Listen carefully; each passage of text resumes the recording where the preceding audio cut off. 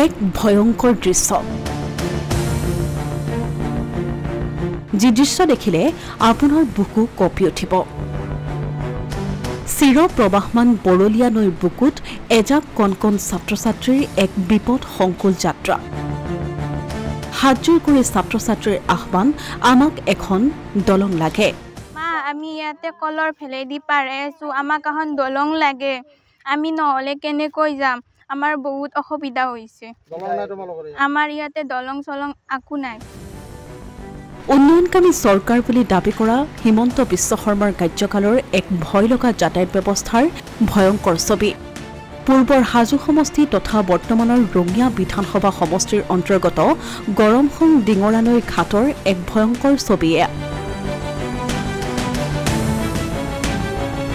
ওচৰত চৰকাৰী বিদ্যালয় নথকা হেতুকে জীৱনক তুচ্ছ জ্ঞান কৰি কেৱল নিজৰ শিক্ষা গ্ৰহণৰ স্বাৰ্থতেই এনেদৰে কলৰ ফুৰত নদী পাৰ হ'ব লগা হৈছে এইসকল ছাত্ৰ-ছাত্ৰীয়ে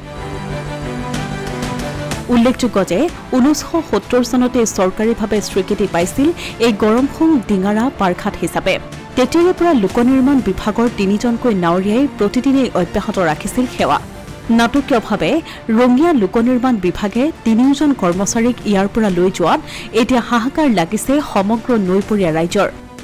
বিশেষকৈ ছাত্ৰ-ছাত্ৰীসকলৰ মাজত বাৰুকৈ দেখা দিছে ভয়ংকৰ বিপদ নৈপৰীয়া ৰাইজে নিজৰ খৰচত এখন বাঁহৰ দলং দিছিল যদিও সেয়া নদীৰ বাঢ়নি পানীয়ে উটুৱাই নিছে যাৰ ফলত এতিয়া যাতায়াত ব্যৱস্থা সম্পূৰ্ণৰূপে বন্ধ হৈ পৰিছে সমগ্ৰ অঞ্চল মুখ্যমন্ত্ৰীক এখন দলঙৰ লগতে বৰ্তমান চলিব পৰাকৈ এখন নাৱৰ ব্যৱস্থা কৰি দিয়াৰ আহ্বান স্থানীয় ৰাইজৰ নমস্কাৰ মই হেমন্ত বিশ্ব শৰ্মা ডাঙৰীয়া সন্মান সহকাৰে কৈছো যে আমাৰ ইয়াতে ল'ৰা ছোৱালীখিনি যাব পৰা নাই স্কুলত কলৰ ভৰেৰে অহা যোৱা কৰে বৰলীয়া নদী গৰমসুং ল'ৰা ছোৱালীখিনি স্কুলত অহা যোৱা কৰিব পৰা নাই অসুবিধা হৈছে কলৰ ভৰেৰে অহা যোৱা কৰিব লগা হৈছে কেতিয়াবা যদি অকস্মাত পৰি যায় ল'ৰা ছোৱালী কি অসুবিধা হ'ব আৰু এতিয়া ঘাটখন আগতে চৰকাৰী আছিল ঘাটটো চৰকাৰী থাকিলে কিবা কৰ্মচাৰী আছিল আগতে দুটা ঘাটল আছিল ঘাটল দুটা এতিয়া ৰিটায়াৰ হোৱা বুলি শুনছোঁ